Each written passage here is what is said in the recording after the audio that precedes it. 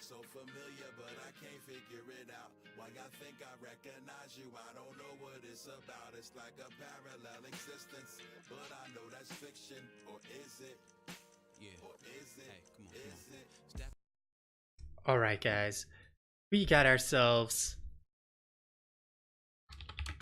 a match ready to go.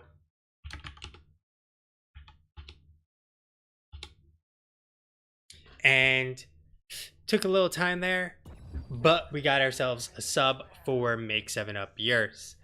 And well, we're gonna kick things off on Infernal Shrines. Most popular map probably in general for NA. So we're gonna jump on into the draft as it has just begun. Now, sorry for the wait, guys. Unfortunately, I don't handle if teams actually have all 5 in their allotted time. So even though match is supposed to start at 11, they get the time needed to get themselves a sub. So with that behind us now, we're going to start things off with an immediate white main ban. Now, white main is definitely potent, and we're going to see a quick follow-up with an Asmodin ban. So Asmodin is not bad on this map. You can D an opposing lane to get value and get it to push in. Especially if you pick up some goats and they're not cleared up, it definitely has a very strong push. Now, I feel Asmodin has too weak of an early game overall, in that most teams are able to get around his AoE damage, and it doesn't come out often enough, his DPS, for teams to have to actually worry about him. Ultimately, I feel like he's a weaker Kel'Thas in a lot of ways. Kel'Thas can do AoE damage. Kel'Thas also has a CC, and he actually has a heroic. He has 2 heroics. One of them might be a little memey, but it actually works in the right composition. So we're going to start things off with the Alexstrasza, with the Gul'dan, and the Yrel band on out. But immediately on the other side, they will respond with the Deckard Cain. Now, I definitely like the Deckard Cain pickup because you prevent your team from losing Deckard Cain, but they should have been able to pick up a. Well, actually, no, sorry. They wouldn't have been able to pick up Deckard most likely if they didn't pick him up now. Now, the Jaina, on the other hand, they probably could have held off on the Jaina, and they're going to start things off with Johanna and Raynor. So, Johanna and Raynor, that's a great combo. You get the slows, you get blinds, so incoming damage to Raynor is reduced. You also have the ability to clear the shrines significantly better. You have good wave clear, and Johanna does well into Jaina. Jaina might slow her for a little bit, but you hit the Iron Skin and you're off to the races in full speed once again. Additionally, taking away Johanna from them prevents them from using Johanna as a tool to prevent Raynor from DPSing as well.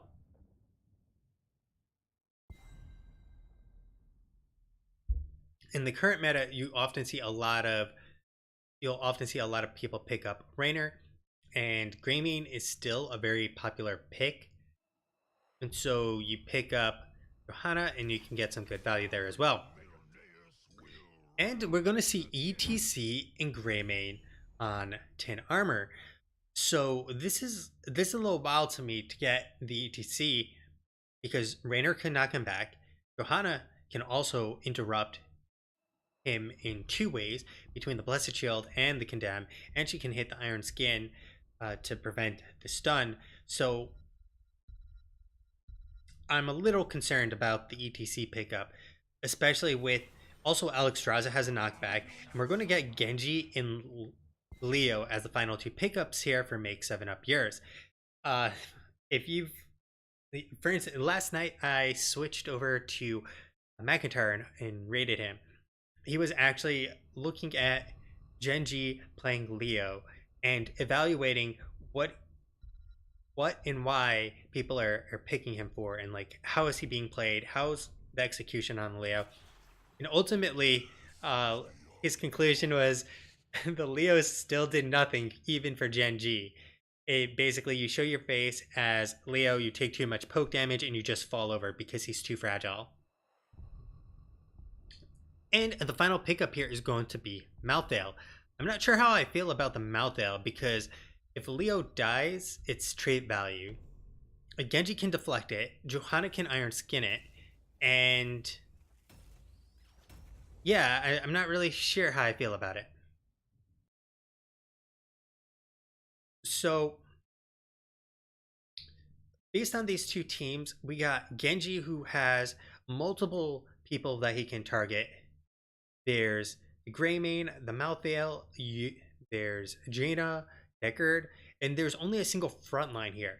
Against the double front line that they're bringing on the side of Make 7 Up Years, I'm concerned that they'll just get ran over between Johanna being extremely tanky and Leo being able to flank and or reduce their damage with the Spooky Ghost build. Now, if he picks up a March, I don't really advise picking up March of the Black King here. It's not very valuable. If they pick up the Entomb, a Greymane has to have his Worgen available to actually E and then Q through to try and escape. Jaina has no escape other than the Ice Block. Deckard has no escape. Malthael can port behind, but with proper body blocks would also be stuck. So jumping on into the match, we got Lampico on the Deckard Kane. We got ourselves Dagny. I'm just going to pop it up here. Yeah, Dagny on the Malthael. Yummy Cupcake is going to be on the Jaina. Got Jestrin on that Greymane. And finally, Dav is going to be on the ETC. That is going to be 10 armor.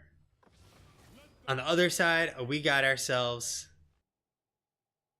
Tribulation on the Johanna, Sukiyaki on the Rainer, Akash on the Genji. We got Funk Panda on the Alexstrasza, and for now, Leo the bot is going to be played by the sub, and the sub was, I believe it was Parent Apples.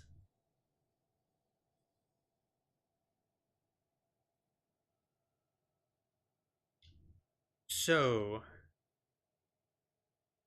got Prog Rock, got the Viciousness, got On a Pale Horse, which is going to give Malthael the ability to rotate across this map very easily.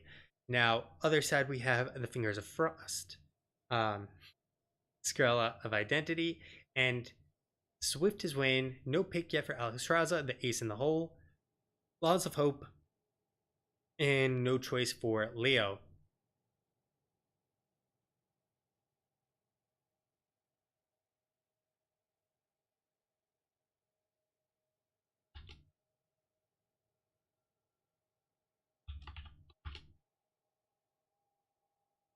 So unfortunately for Make 7 Up Years, their fifth got on when draft started, which is quite unfortunate. Now, Leo does pair up with Raynor pretty well in terms of increasing DPS, because now there's Ace in the Hole value constantly throughout the game on top of Johanna.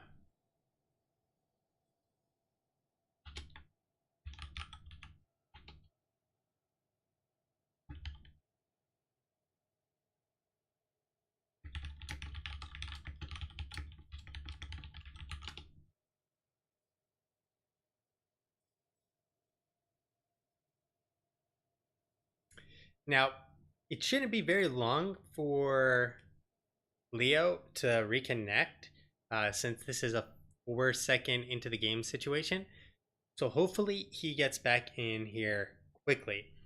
Now, the solo lane obviously is going to be Leo. Malthael will be in the top as well.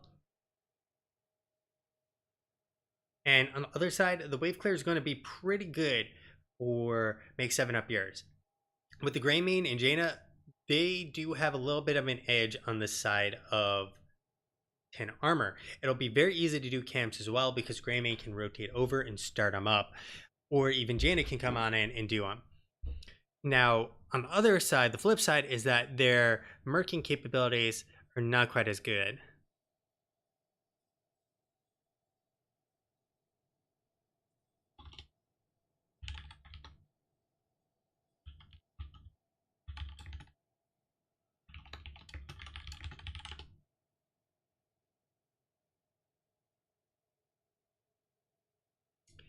Now,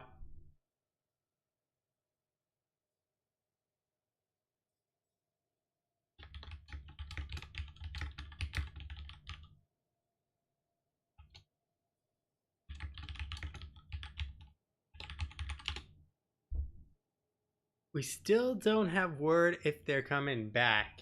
The countdown for the actual in-game, I'm going to have to check the rules as well, see what the situation is between... Okay, they're ready.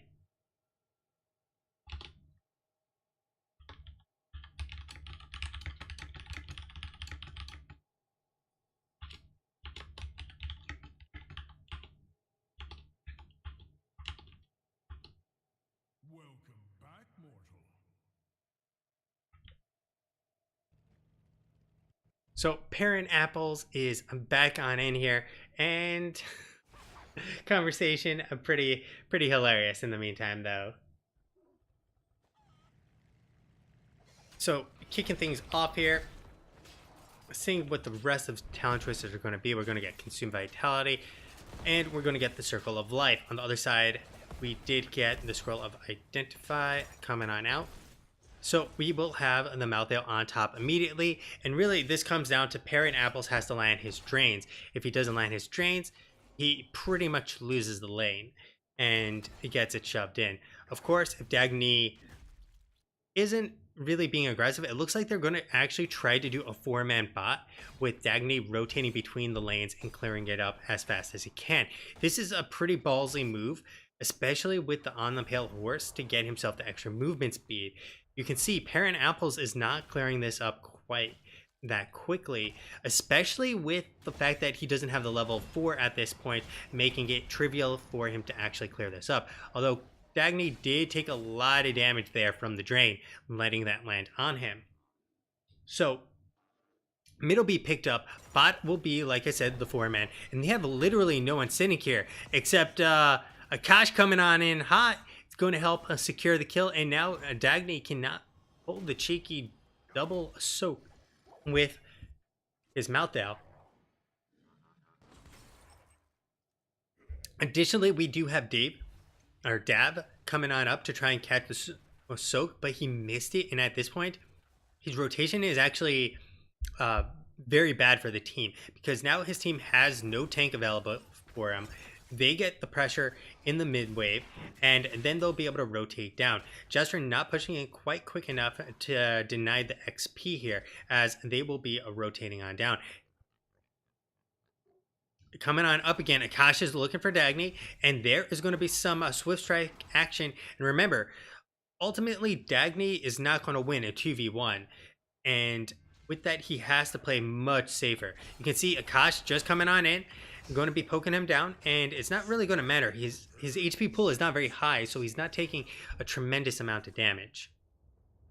So I like the play from Make 7 Up Yours here, being able to get some pressure on the Malthael so he can't rotate for free. So first Shrine of the game, however, will be coming on up, and with that one kill that they got, it gave them quite a bit of XP, about a half a level lead, because they lost an entire wave in the top lane.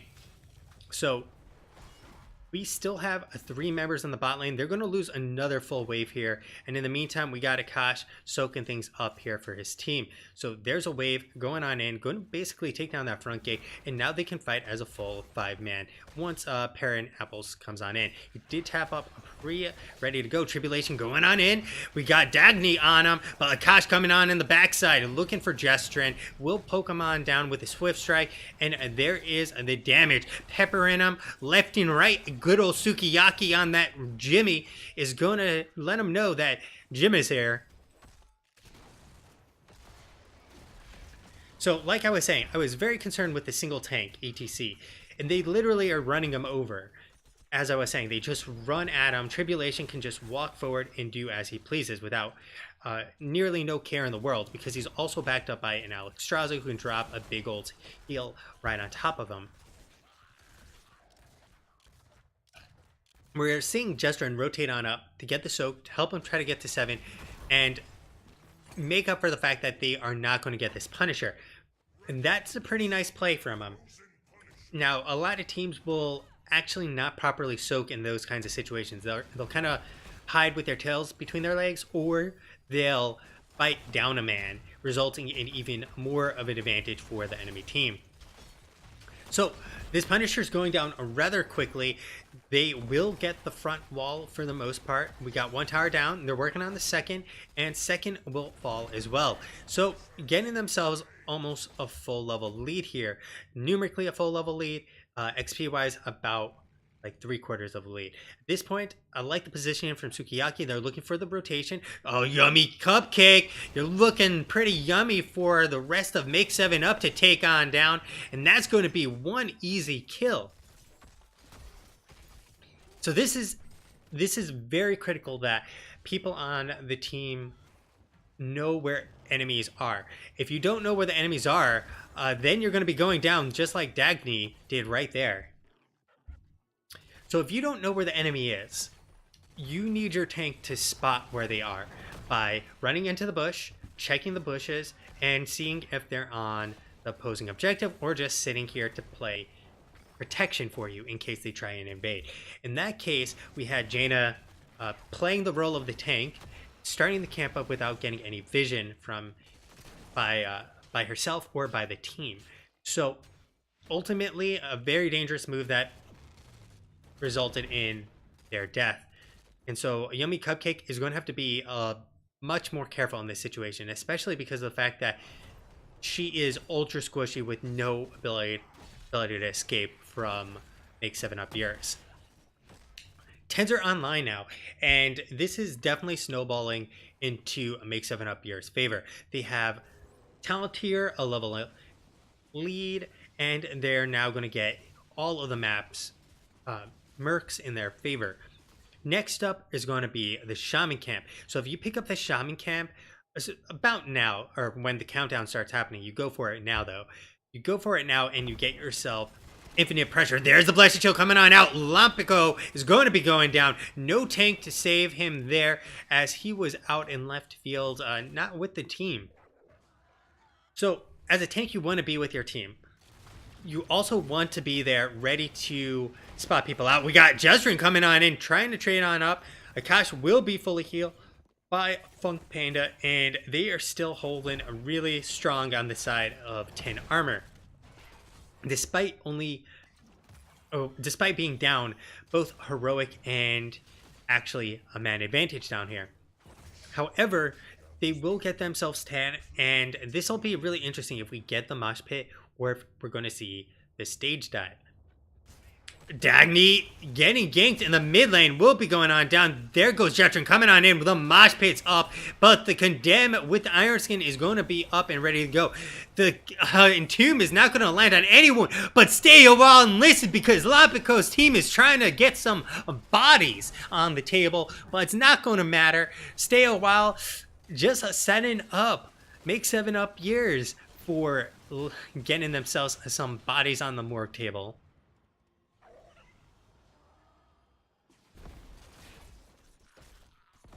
Now, they took the fight down in level, but they had heroics, and Mosh Pit really didn't get value there. This is exactly what I expected to happen.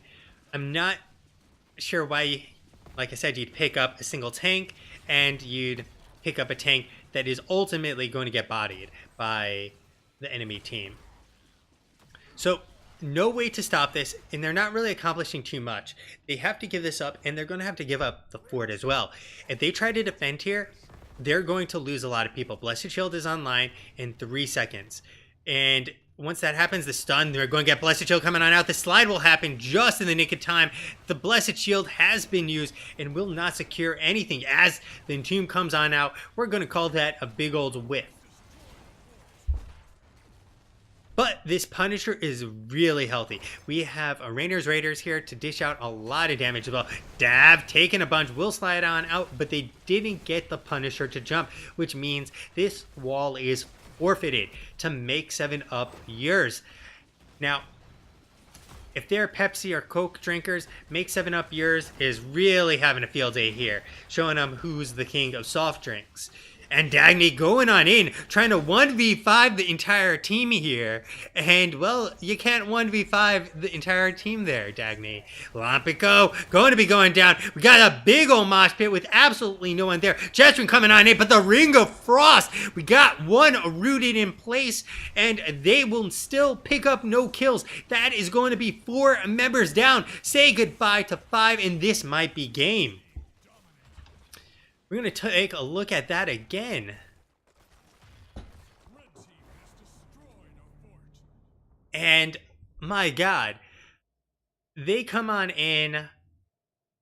The Mosh comes on out. We get the Ring of Frost coming on out, only hitting 1 member. And really, that's actually really bad from Yummy Cupcake. Yummy Cupcake should have been able to land a 3-man, if not 2-man, Ring of Frost. And all members down. Whew. This is them running away with the game at this point. Dab coming in way too late with that mosh pit because, well, how are you going to actually kill anyone when you have DPS down? Jestrin comes on in, tries to chew through Funk Panda, but unfortunately, it's not good enough. So taking a look at the talent belts here, we're going to see the Frost Armor and the Ice Flows. Now, Frost Armor is definitely not bad against Rainer. She gets 50 armor against the next hero's basic attack. However, here's the problem. This build essentially means you chose a terrible hero, because Jaina is not going to do enough damage to make her worth it. You want the machine gun build. And now she picks up the Ice Barrier, which means she doesn't have the machine gun for the extra DPS. Jestrin coming on in. There's a Blizzard, but we get the big old heal from the Lifebinder, keeping Sukiyaki up. And Sukiyaki's trying to 1v4 here as he has nowhere to go. They get themselves a kill. Things are looking a little bit up here as this is the first kill of the game for him. Akash coming on in high, and they will have to walk away taking their 1 kill. This is actually great for 10 armor. 1 kill is the difference between being able to do something and nothing, because they're down so significantly. However, if you're Make 7 Up yours, I would be cheeky and sit around and wait for them to make overly aggressive of a rotation. They're not going to do so. They are going to call it a day and get their Shaman Camp in the meantime. So we have hell of a weird build. Okay, please don't go this build. Please do not go this build if you're playing ETC in games that I play. As someone who's played a lot of ETC, Crowd Surfer is not very good. People used to play the shit out of Crowd Surfer, and then they realized it's bad. I never understood why they would play it, and then I was told to play it, so I just did it. And Echo Pedal is fine. The face smelt here is also okay, but Mic Check is better, in my opinion. We got Akash coming on in with a big old Swift Strike. We got the Dragon Blade coming on now. The Protected, and say goodbye to Akash. And no one else is there to save him. No tribulation for him. And they can now go on in as 5. We have the Last Rites down, Blessed Shield down, and the Entomb as well. So they're going to have to back on out and call it a day. We do have Mosh Pit available, and with that, they are dishing out a lot of damage. Tribulation going to be locked on down as a Sukiyaki, but Jestrin coming on in to get his own death. It's like knocking on death's door there, come to Sukiyaki. Dragon has been used, and they are going to push on in, and Lumpico has not a lot of place to go, as does Yummy Cupcake, except into the belly of the beast. And that is going to be the second kill, a 2-for-1. Things were looking up there, but remember, they're still fighting down a talent here. Dav looking for a slide. I'm not sure what he's hoping to do here, other than to look really angry. I mean, He doesn't have a team there. And Sukiyaki 1v1ing there, taking down a 4. And now he's trying to 2v1 here. Lumpico going to get the root. No root for you, Lumpico. And we got Tribulation coming in hot. We do have the Blessed Shield. Condemn coming on out. Not going to actually do anything. We got the blind. His follow-up in Akash looking for Lumpico. Will not be able to do it. Oh, an Entomb that lands now from Perrin. We get the Life Binder to keep him topped off, but no kills. In the meantime, however, Punisher just doing Punisher things. Tribulation coming on in, but Punisher is already at less than half life. Akash trying to get as much value as possible. Dragon Blade coming on out. But the mosh pit to lock him down. He's been obliterated. The stay a while, listen, follow up 4 men. But John Cena here is not going to let him be any more aggressive. Now, if John Cena didn't come smashing on in there, they could have very likely gotten some more kills. At this point, though, I feel like Make 7 Up Yours is just kind of on cruise control. They're overconfident about what they can do because they've essentially ran over 10 armor. It's like there's a Tyrande on their team providing minus 25 armor, or in this case, minus 15 armor. They did the math.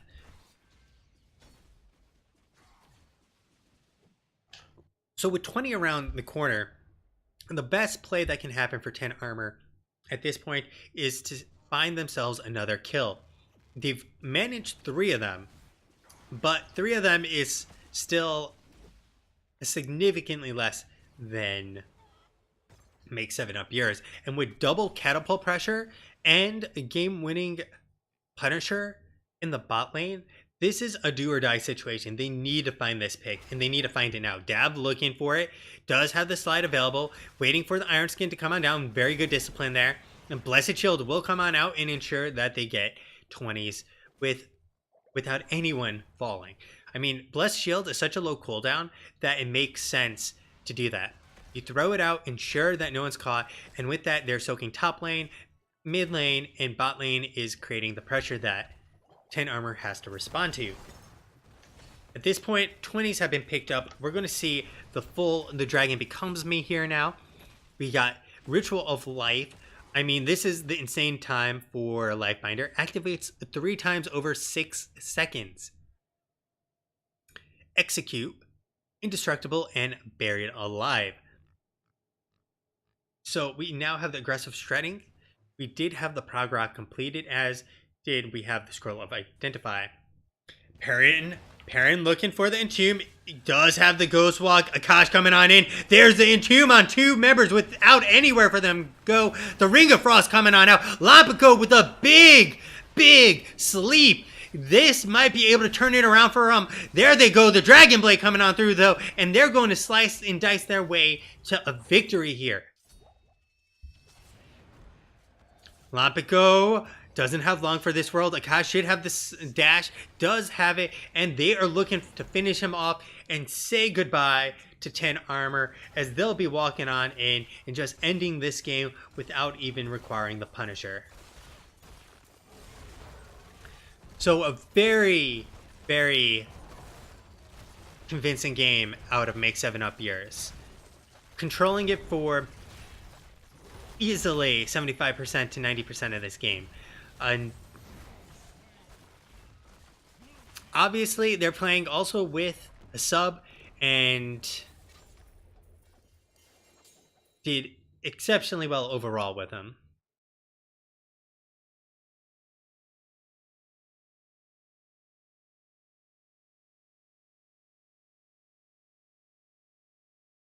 Taking a look at the damage numbers, Sukiyaki, 61, almost 62,000 damage.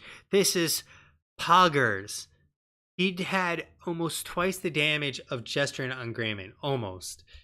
He had 50% more damage than Genji, and you can see the damage numbers just top way out there. Alex Straza almost double the healing as well, or actually closer to 50% more healing. But I gotta say, Lampico, insane sleeps. Unfortunately, they chose the wrong tank for the job and the wrong comp for the job overall. I mean, ETC did tank 60.8k damage. However, that's really the story here. Johanna died 0 times. ETC died 3 times. So yes, he tanked a lot of damage, but Johanna never went down. So infinitely more value out of her tanking. Additionally, we saw Leo getting most XP that game, and overall make 7-Up years a really convincing gameplay throughout that. And once again, like don't pick up Crowd Surfer. Crowd Surfer definitely is not a great talent. If you're trying to make big plays with the mosh pit, what winds up happening is your team won't be able to follow up anyways, for the most part. Now, Echo Pedal is perfectly fine, especially if you want to hold it so that way they're not knocked out of a Ring of Frost, or you want to knock them appropriately back into the Blizzard. But Echo Pedal does screw up the sleep. So this is another kind of a little bit of a mistake to me in that regard. If you're trying to use it optimally, Echo Pedal will basically screw up a lot of the sleeps. All right, guys, we're going to go to game 2 and we'll pop up the replays in the meantime. Wave going on in, going to basically take down that front gate, and now